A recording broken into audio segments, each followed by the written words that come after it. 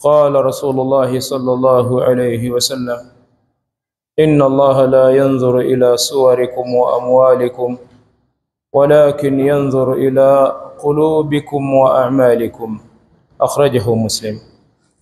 Leo inshallah tutaishi na hii hadithi anaisimulia Abi Huraira radhi Allah zimwendee ya kwamba Mtume sallallahu alayhi wasallam asema inna Allah la yanzur ila suwarikum, Mwenyezi Mungu haangalii sura zenu, sura yako mweupe mweusi, wala shughuliki na kiwiliwili kabisa, wala sio lengo,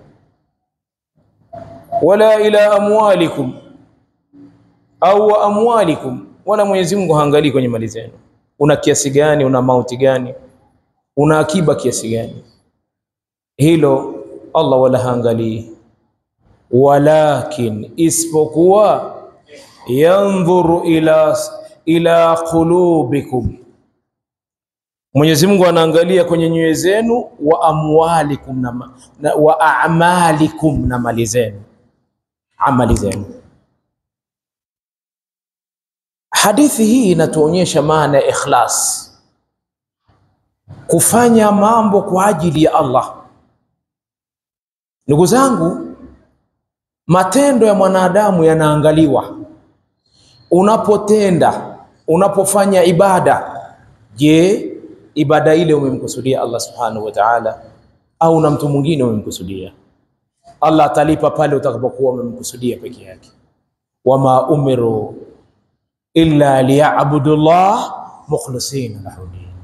Hawakuamrishwa isipokuwa nini? Kumwabudia Allah na kumtakasia yeye ibada.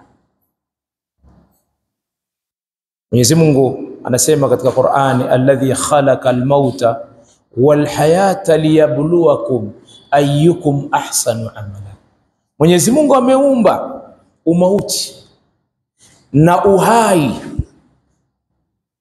wake, ni yeye ametupa, lakini mwisho wa masiku anataka akikufufueni ajue ni nani aliyekuwa na matendo mema.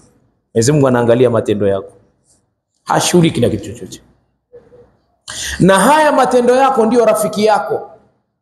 Katika hadithi sahihi Mtume sallallahu alayhi wasallam asema, idha mata ibn adam au yatba'u al-mayyit thalatha, mambo matatu yanamfuata maiti ukifa, vitatu: ahluhu wa maluhu wa amaluhu. Atakufuata jamaa zako, ndugu zako, sisi tutakufuata, tutakushindikiza. Kisha watakufuata mali yako, labda gari ndio imebeba jeneza au sanda yako au nini, wewe gari yako au mali, wewe ndio umewapa watu pesa wakaja, amali zako, amali, au ndio gari yako imebeba watu kuwapeleka watu makaburini waje kustiri. Wa amaluhu, na amali yake. Fayarji ithnani, viwili vinarudi, wayabqa wahida, na kinabakia kimoja. Kinachorudi ni nani? Ahluhu wa malu, jamaa zake na mali yake, mali zake zote zitarudi. Kinachobakia ni nini? Amaluhu, matendo yako ndio yatakuwa na wewe kaburini, ndio yatakuwa matendo yale mpaka kufika kujibu maswali ya malaika wawili, yale maswali matatu: marabbuka wa ma dinuka wa ma nabiyuka. Maswali haya matatu ni amali zako na matendo yako ndio itakafanya ujibu. Nani Mola wako? Ni nani Mola wako? Ni ipi dini yako? Ni nani nabii wako? Ni amali zako ulizobaki nazo. Ndugu zangu, Mwenyezi Mungu anaangalia amali. Mwisho tumalizie moyo. Baada ya moyo, amali zako. Moyo wako ni salama, kwa sababu moyo huu nao una matatizo. Unaweza ukabeba vitu ambavyo ni vibovu, ambavyo moyo huu ukawa una amali, unaharibu matendo, na haya matendo hayawezi kuwa salama kama moyo ni mbovu.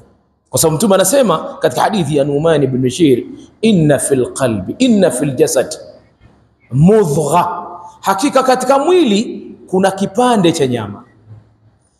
Idha salahat, kikisalimika hiki kipande cha nyama, salaha aljasadu kullu, na mwili wote utasalimika.